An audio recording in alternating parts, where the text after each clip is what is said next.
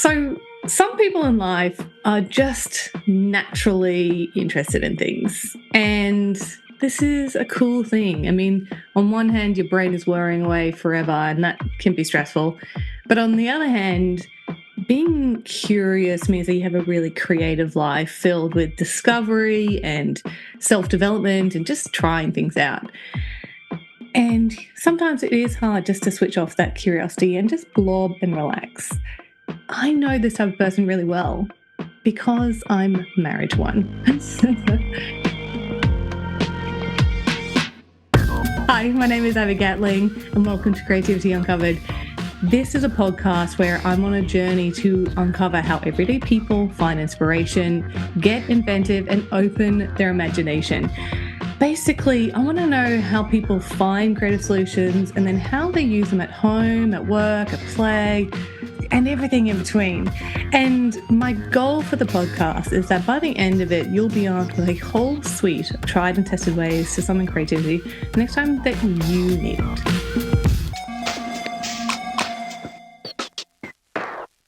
So today, I'm speaking with my lovely husband, Michael Back, who is just an all-round good guy, and he really shares a love of curiosity with me. And we are always just having chats about things, every random thing that just piques our interest, and lots of chats about creativity since I launched this podcast. And last time we did, I just said, stop, we need to stop this and we need to save it for the podcast. And so here we are. Welcome, Michael.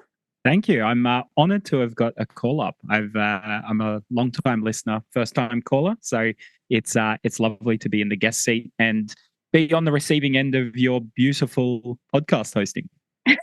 Oh shucks! No, we are not in the same. We're not in the same room at the moment. Michael's in his office and I'm in my home studio. So we're trying to make it a bit more formal. And it probably does sound formal that I keep calling him Michael Back, but for some reason I call him by his full name. What do you think That's about normal. that? I've started it. Now lots of other people do it. What do you think about that? I kind of like it because it reminds me of you, but it is something since like the day we met. You just called me Michael Back, and we now have 4-year-old nieces and nephews calling me Michael Back. So I think it's really caught on. And I think I even heard my dad call me Michael Back the other day, which was very odd, but there's something very catchy about it. So yeah, I really like it. It just rolls off the tongue. And I think that's what I like about you is that you're like, this is cool and quirky. Let's just go with it. Yeah. Well, I do think there's some people who are just naturally suited to first name, last name, and some people are just naturally suited to first name. So don't know what it means, but I'll take it. It's fine. Yeah. And our hairy son, Monty von Backling, the sausage dog, he goes by all three names. But very much just Monty, I reckon. Yeah. Or the million other nicknames we've come up with. But he seems very single word rather than, the full name. It's a bit of a mouthful. Unless he's in trouble. Yes, that's right. Yeah, exactly. He gets all of it. Yeah. Now Monty is also in the room. He's having a little sleep under my chair. So you may or may not hear him chime in later with a little bit of a bark, but that's just add to the joy of the episode. So yeah, I mentioned before, Michael, that we are always talking about creativity and just interesting things and things that make us laugh. And I wanted to bring you on to talk to you on the podcast because I just think you have a really interesting view on life. But for background, for people who don't know the legendary Michael Back, basically a born and bred businessman. You studied university business, and then you trained as a financial planner. But then you have had this like radical change to marketing, business coaching. You're now a radio DJ. That seems like such a random journey. Obviously, I know parts of it, but tell me, you were on this straightforward and kind of analytical path, it seems, and now you're playing in such a creative space. How did that happen? Like, what prompted that change? I mean, the blunt answer to that is just discontent, unhappiness. I remember being on that path and I cannot, there's a lot of hindsight with it. Like I look back on that time, and I can analyze how I got to the point where I was unsatisfied. But at the time, I was just like following the bouncing ball. Like I finished uni and I was like, oh, well, there's these career fairs. I should just go to a career fair. And then you walk around the career fair and you go, oh, okay, there's all these banks who are asking us to apply. Yeah, that's what I should be doing after a business degree. So I'll apply to work at a bank, and then, you get shortlisted and you get a job at a bank. You're like, cool. All right, I'm working at a bank now. And one thing leads to another. And then all of a sudden you're a trained financial advisor and on the path to being a financial planner. And, there's obviously conversations and decisions and thinking along the way. But I think there wasn't ever a moment where I was, towards the end of uni, I'm like, this is my vision. I think I was just kind of living in the moment and just following one step after the other. But it was when I got to a point where I was in a business with people I loved, doing a job that I kind of liked but didn't love. But then that voice of discontent and dissatisfaction just started getting louder and louder. And it was only then that I really started to zoom in on it and to maybe look backwards and start to question, well, hold on, is this what I want? And how did I get here? And, did I choose this path or did this path choose me? Which was probably the latter. But yeah, I think it was just from that nagging voice in my head saying this isn't quite right that it forced me to do something about it. That's such a common thing that so many people have said, that I think like you go down this journey of your career where it's sort of the chosen path for you, or kind of the next natural thing. Maybe all your friends are doing it, or your schoolmates are doing it or whatever. So you just sort of blindly follow. But then there's something inside you that's going, yeah, actually, this might not be the right thing for me. So you sort of sort out creativity. You moved from purely financial advice stuff into marketing financial advice. Tell me, like, there was obviously something missing in your career, that being creativity. Did you have creativity previously and you sort of squashed it, or was that a brand new thing completely for you? It's a good question. I think Thank you. I you're very good at questions. I think that if I look back now, I was a really creative kid. Um, I think a lot of that was out of necessity. And this is not a rag on my parents, but I just think when you're an only child, you're kind of bored a lot of the time. And you don't stay bored for very long. It forces you to be creative and to invent games on your own. And no, I remember distinctly spending, like, we're talking like 7 to 8 hours a day on a weekend with all my action figurines all over the house, creating these elaborate stories and moving them room to room. And like, honestly, I was writing like scripts in my head about how the entire story played out. And yeah, it was like probably like a 3-part movie if you add it all up.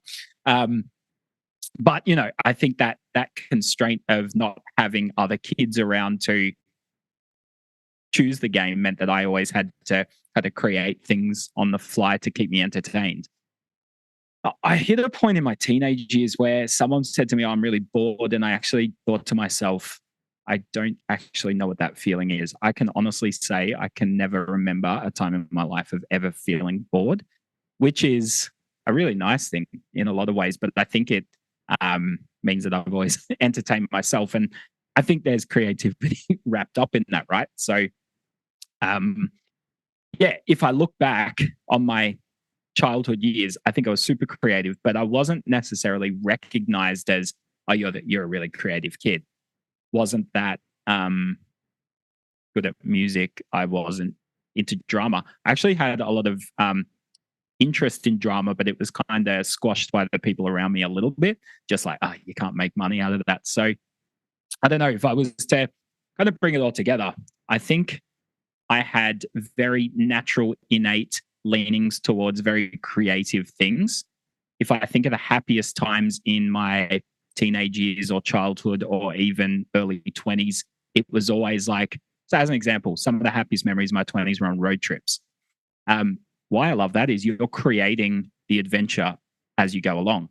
And even in the car with a group of people, you're creating a conversation that wasn't there before. So they are kind of creative moments. I think where I got stuck was that work needed to be serious and kind of like, that was like, that's the time to switch off that creative brain and just do a job.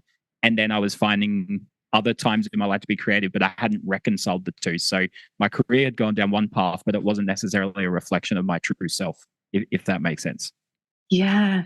And that's such a shame. I mean, as you would know from listening to this podcast, that I have a very broad view of what creativity is, but so many people think that it is being artistic is creativity. So as you said before, Yes. music and painting and whatever.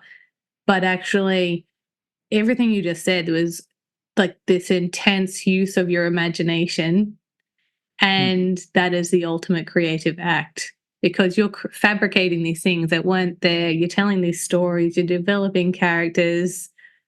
How is that not creative? Definitely is. Yeah. I was just going to say, yeah, like at its purest form, I think creativity is just bringing something into being that wasn't there before.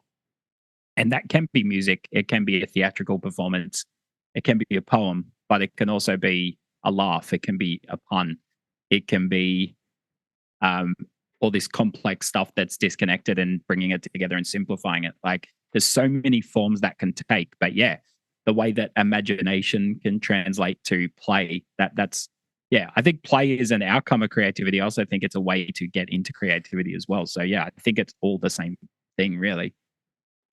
Yeah, absolutely. Because ultimately, play is just mucking around. And you never go, I'm going to go play now. And my objective is blah, blah, blah, blah. Like, Mhm. you Mhm. don't give yourselves goals, objectives, KPIs when you're playing. You're literally just being in the moment and just mucking around and seeing Yeah, what happens. I love that. that's right. And actually, that is how my path out of this career that felt like I was ticking all the boxes of society of, you're on the path and you're on the grad program and you're doing all the training and you're up, up, up, up, up. That kind of treadmill we all get caught on. I knew I needed to break the cycle, but I had absolutely no idea where to start. And it turns out that I found this book that literally, without any exaggeration, changed my life. And the book was called Screw Work, Let's Play. And that is the whole premise of the book is that when we're adults, we become really serious and we only do something when there's an end game. And that kind of is the antithesis of what play is, which is there is no objective other than self-expressing and sharing something in a moment. And so that was my path out of it. It was like not to overthink what the future looks like, but actually just to tap into more of that energy of like, what do I love doing at my core? And then just finding a way to do more of that, which, paradoxically then ended up becoming a career and there was an outcome, but I never did it with that outcome in mind. And if I had had too much of an outcome in mind, I think it would have defeated the purpose. So yeah, that was like literally how I unstuck myself in that moment. That's the businessman in you, is that you can't help but make it back into like a career choice again. Yeah, it's so true. Yeah, it's so true. But I like just to go back a little bit, talking about those epic stories you were making and moving around the house and all that sort of stuff. When you came back to it, uh, were you extending the story each time, or were you reimagining the story? Or was it a brand new story each time? Don't remember that much. Um, I think I was probably starting afresh each time. Although I do remember as a kid, I would have dreams that continued. So it would stop at a point, and then the next night, the dream would pick up where it had ended the night before, which was kind of cool. And it hasn't happened to me since. Um, but yeah, I think in terms of play, I think I like the novelty of a new adventure every time. So yeah, it wasn't like this big kind of multi-week or multi-month saga necessarily. Yeah, yeah. So, I mean, for context for people listening, if you don't know, my background is that I'm from a massive family. I have five brothers, two sisters. Michael's an only child. But so it says, I'm very curious about his upbringing, and I'm sure he's the same with mine. But we used to do Mm. the same thing. We used to call it Animal Kingdom, and three of my brothers and I used to play that. And it was a different story each time, but the characters were very well established. So you kind of knew what was going to happen. There was a hierarchy in the animal kingdom, and I mean the same. It's pretty much the same storyline. All my animals got eaten by all their animals. That's the general crux of the story. But it was, yeah, it's kind of like you kind of had this mutual understanding of where we're starting and where it ended up. It didn't really matter. Yeah, no, I definitely. When you say it like that, I would have rewritten the rules every single time. I did have a dragon toy, and as you know, I love the NRL team, the Dragons. So I probably featured the dragon toy in every one of those stories. It's kind of creepy. It was like an action figure with a dragon's head. It was very you would have hated it. But but yeah, that would have been in every story. But yeah, something else you would know about me is that my favorite meal is the one I've never tried. So I think if I think of that in a play context, I would have always looked to do something completely different than the last time, rather than had any consistency or continuation of that. Yeah. Yeah, that's it. It's always an exploration and trying something new. And I like that. And I mean, that makes sense that that's not a new thing for you. It probably was your entire life. I was also very lucky though that I think my mum in particular is a very playful person. Like I think she and it's probably out of necessity too when you have an only child. You can't have this hierarchy where it's like I'm the parent and you're the kid. That there is a bit more of a sense of like we're all kind of equal. We're like a unit of three. But yeah, mum was like, I remember mum reading books to me, and she wouldn't just read the book, she put on funny voices and it would become like a stand-up comedy routine. So I think I had a really good mentor with my mum in particular in play. And also, my dad has a really great silly side. My grandfather, who was like dad's dad, was mad as a cut snake. So yeah, I had some good allies in play and being silly. And I mean, you've met my uncles. They're absolute lunatics. And yeah, that energy hasn't changed. We are still playing and being stupid, and 90% of our conversations are nonsensical. So yeah, it's been there since the start for sure. There's definitely a strong flavor of fun, well, funniness, I suppose, I think in your creativity and all those people you just mentioned, cracking a joke, long running internal jokes. do you think that do you think you can be creative without having that sense of humor, or do you think that's one and the same for you? Mm, I'd say it's like absolute core to. I think humor is like it would be one of my core values. Like I just think the ability to see the funny side of everything and to lighten a mood through laughter is just, I think it's such a gift that we can give to each other. Um, if I'm choosing something to watch, like 99% of the time, it's going to be comedy. But I would say as I've got older, I have probably appreciated different versions of creativity. And yeah, when I talked before, like, I mean, again, it's all coming back to business, right? When I talked before about, like having to not just have this career that had no creativity or little creativity, and then this life where my inner being was crying out for it. I suppose the reconciliation of that is finding versions of creativity, say at work, which aren't necessarily funny. Like sometimes I do try and be funny at work if I'm doing like LinkedIn posts or email marketing and stuff like that. But I do find that there are types of creativity I've tapped into in my later years that aren't as funny, but they are still really fulfilling and they feel like a bit of an adventure because it is a bit off the beaten track. So I don't know, this is like a long stretch, but it would be the equivalent of a film director who has written heaps of comedy, like Adam Sandler. He did like heaps of comedy movies. Then he did that movie Punch Drunk Love, where it was like serious, almost like a dramatic indie film, and it was like a real departure for him. And I imagine that he was scratching some sort of itch. I started at funny stuff, and I think I'll always come back to funny stuff. But I've definitely scratched other itches along the way. Yeah, for sure. Yeah, well, that's it. I mean, that's the part of like being in tune with your curiosity, is that you can seek out these new opportunities, and they'll give you they will give you fulfillment in different ways. So sometimes it's great to do a bit of variety of stuff. So tell me, like, what are the things you're doing now in terms of what's piquing your interest in terms of your creativity, and what itches are you scratching? I think that's been, I probably hit a point, as you would know very well, last year where I felt a little bit like I was in a bit of a rut. And I think that's probably because I had let work be the extent of my creativity. And, perhaps had just found a career that brought out my creative side to a point where it's dominated my creative side and I've got very few outlets on the other side.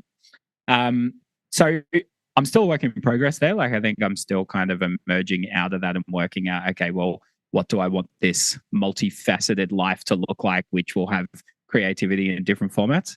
The radio show is the big one for me. Like I think that you were there when I got asked if I wanted to be on the radio.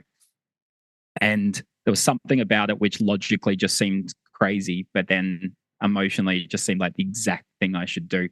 Because one of those things that I did when I was a kid was create radio shows. Like I used to sit in front of a tape recorder and record radio shows, and like there's been something about being on radio since I've been a kid that I've always wanted to do. And so, launching it in a couple of weeks, kind of petrified in one way, but super, super, super excited in another.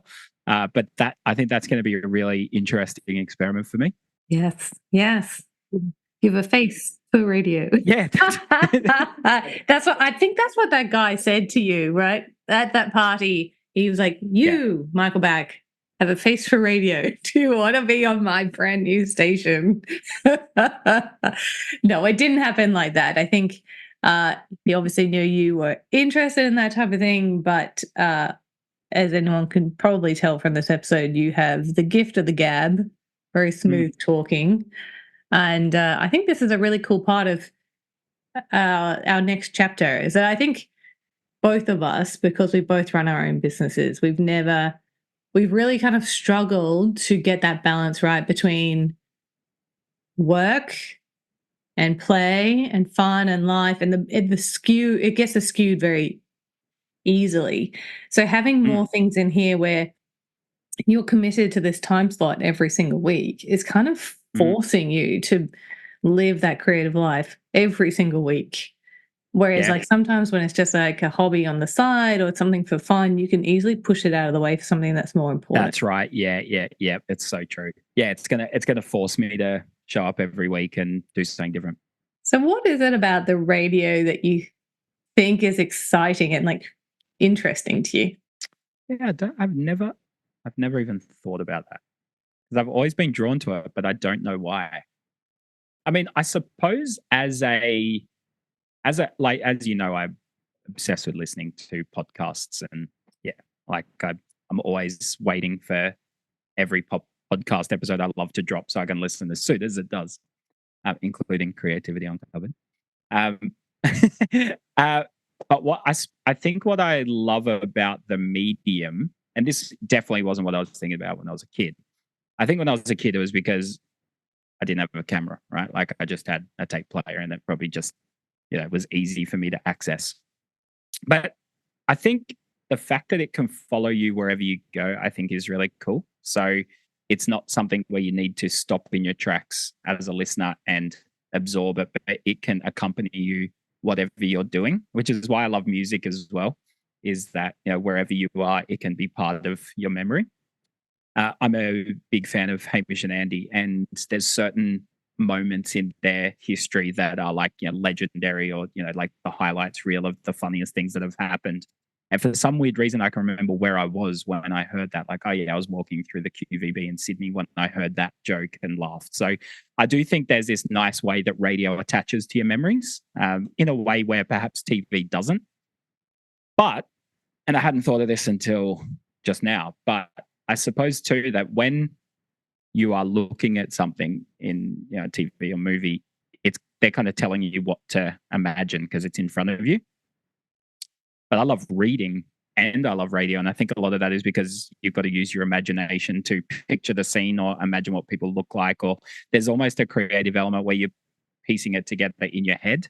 I agree. I agree because I was just thinking that when you said that, like, what is it about the audio medium and even reading is that you're sort of forced to use your imagination to connect the dots between the visuals and what it sounds like or what it reads as. And isn't it disappointing, like if you read the book first and then you go and you watch the movie, Yeah. wow, that is not what I thought that person was gonna. Yeah.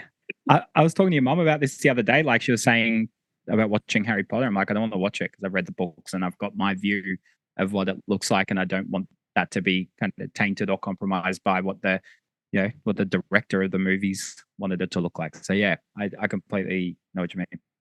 Yeah, because the visuals are so powerful that I can't actually remember what the Harry Potter people looked like when I was reading it because Mm, the real people on the TV have been superimposed in my imagination, and it's really hard to get away from that. yeah, that's exactly it. So yeah, like I think that's something I find interesting as a listener of radio. Um, but I don't know. I just think, yeah, at its core, like one of the things I just love the most is good conversations. Um, I love what we're doing now.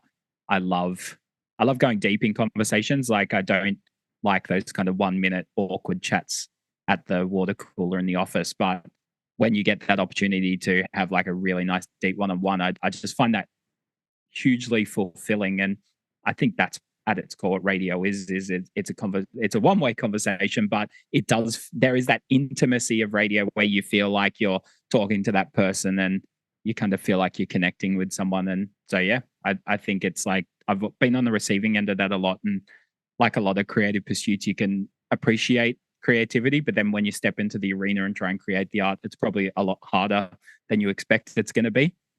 But that's an exciting challenge for me.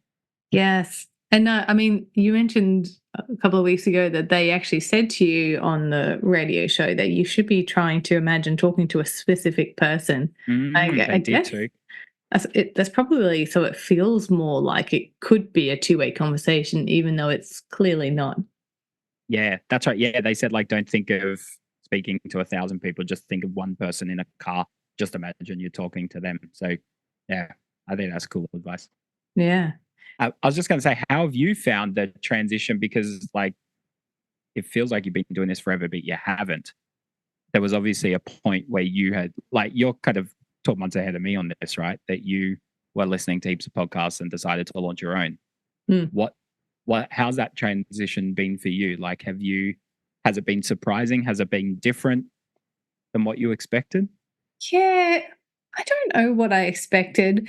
I think when I decided I wanted to do the podcast, it was to legitimize being able to reach out to creative people and literally talk about creativity without sounding like an absolute weirdo, being like, Mm, "Hey, I don't know you, but let's talk." It gives me a very legitimate reason to reach out to people. Um, the second reason I suppose I wanted to do it was because it scared the bejeebus out of me. And I have, this, Michael Beck, but when something scares me, I just want to do it more because I don't want it to let it beat me, which is disgustingly weird. beautiful quality. But But prior to this, I knew I had to be on video for work. I knew that I needed to be more active on social media, and I was like willing myself into it. But the podcast has sort of fast tracked all of that for me because it's this wonderful distraction of going, yes, I'm on camera now. Yes, I'm on the microphone, and I'm having to think about my voice undulations and clarity and background sounds. For example, our neighbor mowing right now. But you're easily distracted by all that because you're having these really cool conversations. And so that's been surprising to me about how comfortable I felt so quickly. I think after my first 5 minutes of Mm, my first episode, I actually was like, nah, this is really cool. It doesn't really matter that I'm on mm, video right now. It doesn't really matter that I'm sounding squeaky on the microphone because I'm getting so much benefit out of this. And I think that's been really surprising to me. mm. The thing that I've found interesting with you doing what you're doing, without putting you on the spot and embarrassing you here, is the number one thing. Like, yeah, obviously family and friends of ours are listening to it, and when we see them, they give you feedback, and they all say the same thing, which is, "Gee, you're like so good at this," and "Oh, you just like you're a natural." And I don't think that's them just saying what they think you want to hear. I genuinely agree and believe that there is something about this medium that plays to your strengths. And I've said this to you before, that more than most people I've ever met, you are the most incredible listener. And you're not constantly thinking, "Oh, what am I going to say next?" Or what's, you know, will they just shut up so I can ask my next question? Like, you're so in the moment, whether we're just like having a beer at the pub or in a podcast episode. And I think that means that you ask great questions and you draw connections. And your guests have all said, or a lot of them have said to you, "Oh gosh, I've never thought about that before. I've never spoken about that before." And that's a lot of your gift. Now, this isn't an ad for your podcast, but the reason I'm bringing that up is I believe that there's something about I think there's no coincidence here. I think your innate desire to start a podcast was because probably subconsciously you knew that you had these advantages or that it was the right medium for you. And I think the evidence has shown that to be true.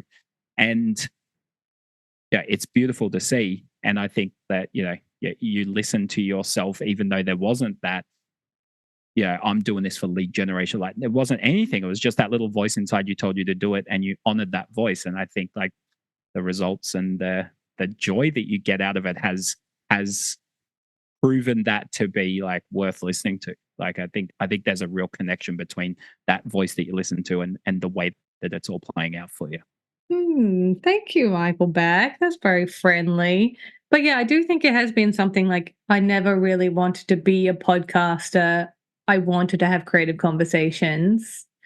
But I was sort of reflecting on this a couple of weeks ago, actually, a couple of months ago. Time, what is time? Time is passing so quickly. A couple of months It's a ago, I was construct. thinking, I was thinking about the podcast and why am I actually enjoying it so much? And then I realized I really love people's stories and I really love to understand things. And it's basically my opportunity to get to ask those questions and to kind of piece the puzzle together and Mm, yeah, like make those connections. I think that's really interesting to me because you know this. I almost exclusively read biographies and autobiographies, and that's because I'm so interested in people's stories and their backgrounds and why they did what they did and what has influenced them to take this path. This is basically that, but I get to ask the questions that are all floating in my head when I'm reading a book. I can mm, actually get to ask them in the podcast. mm, mm. That's so It's so cool when you have that hindsight to be able to join those dots and go, there's you're kind of piecing together your own story by identifying things like that. It's pretty incredible. But I think like your other point there about, like letting I wanted to do it and I just did it. And now I found this like extra bit of fun in my life. Mm, It is really important for people to sort of open their mind to these creative ideas and if you have this inkling to try something out, just do it. You don't have to necessarily think, oh, well, I'm going to be a famous painter, so I'm going to start this painting, or I want to be in a band, so I'm going to take singing lessons. It's kind of like, I had this little feeling that I just want to sing. I'm just going to sing and to see what happens. yeah, yeah, I think that's so important to be able to give yourself permission just to try these things out if the curiosity is yeah. there. It's really funny you said permission, because that word was in my head just as you were about to say it. Is that I think that it kind of comes back to that Screwwork Let's Play thing that I read, is that we as kids don't need permission to play. It's what's expected. But then when life gets serious, too many of us just silence that play element. And that's the journey I'm on, is like when I was writing financial plans for a living and, you know, hating work every day, um, I hadn't given myself permission to find a career that brought out my best skills or creative pursuits. And even with things like the radio show, like it's been on my mind for almost 40 years, but it's only now I'm giving myself permission to do it, right? And I think permission is such a it's an interesting idea, but no one can give you that permission. Like you got to give it to yourself. But then there's another side to it, which is, and this is where I think creativity gets a bit woo woo. But you asked me before about how am I looking to express creativity. I think the whole spiritual side of creativity has been really interesting to me lately. And I don't know if any of your listeners would have read The Creative Act by Rick Rubin, but I couldn't recommend that book highly enough. But he's this epic music producer. He produced some of the most incredible albums of the modern era. But he's written this book, which almost reads like in a biblical way, where he's like sharing these like spiritual learnings around creativity. And he's just opened up this portal about what creativity is that firstly is fascinating to me because it's so different than what I've heard before. But there's a lot of it I can identify where I go, oh yeah, that's happened to me and I've seen that happen. And I think there's this, it's almost that when you listen to that voice like you did and honor it, the universe rewards you in some way. Now, it's not always the way you think it's going to reward you, but there's definitely a benefit that you can't even ever predict when you stop ignoring that voice and actually just start listening to your creative urges. I feel like in some ways that's what we're here on this planet to do, is to listen to those inner voices and honor them by following the path, even though we don't really know where it's going to lead. Yes. You're such a nerd, Michael. I love the fact that you're always just reading these. You're always reading something that is going to improve your life and then improve my life because you gave me the high level summary. But that's right. Yeah, I'd give you the cliff notes. Yeah, that is a book that we've spoken about a lot. And I feel like I'd love to get you back after I finish reading it to talk about it, because I think that it has so many interesting aspects to it. And a lot of people have actually recommended it to me. A lot of guests have recommended it to me. But you said something a little bit before about, we're talking about that permission to go and follow your creativity. I think another thing I was just thinking about is that creativity is fun in my mind. Creativity is really fun. And we're supposed to be serious about our careers and be on this path and make money and progress up the ladder, as you said before. But so I feel like that's why we don't allow ourselves to be creative sometimes in our careers, that like having fun is kind of the antithesis of being productive and being commercially viable. Yeah. It's like we've built this world where we feel like we got to measure the benefit of everything we do. But there's Gary Vaynerchuk, who's like a marketing guru, once he always gets asked like, what's the ROI of social media? And he did a presentation called "What's the ROI of your mom?" And basically saying that some things are so valuable and so important that you can't measure the ROI of them, because it's about, in the social media context, it's about connecting with another human. You can't always measure the impact of that. You just need to believe that it's important enough that I want to connect, that I don't need to be able to measure it. It transcends measurement. And I think that with a lot of creativity is like, there's probably episodes you've done or articles we've written or conversations we've had that we will never ever know the impact that they've had. But I think the call to creativity relies on us to just trust that if we do enough of those things, it's going to create some betterness in the world. We don't always know what that is. So I suppose there's an element of faith involved in that for sure. And who can measure the ROI of your happiness? That's right.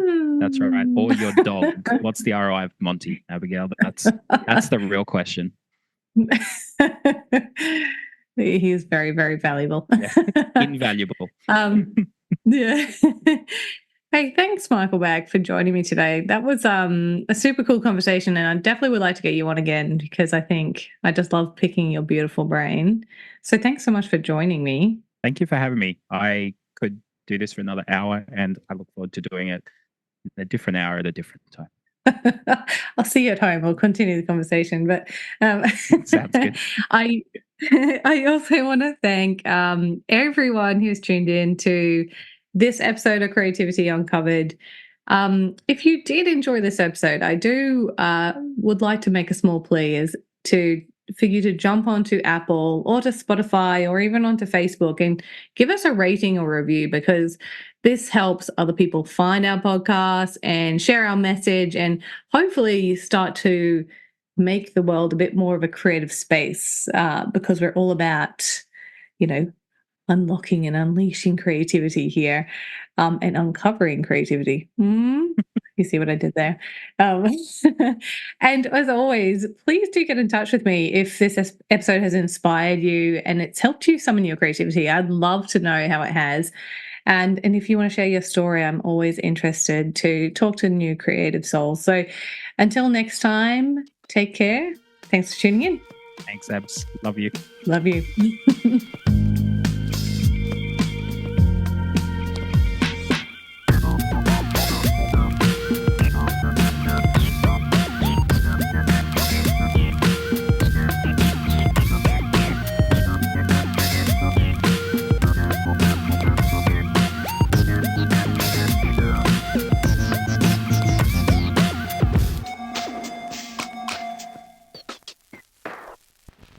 If you've made it this far, a huge thank you for your support and tuning into today's episode.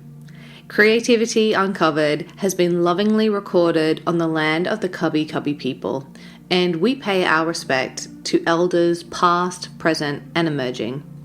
This podcast has been produced by my amazing team here at Crisp Communications, and the music you just heard was composed by James Gatling. If you liked this episode, please do share it around and help us on our mission to unlock more creativity in this world. You can also hit subscribe so you don't miss out on any new episode releases.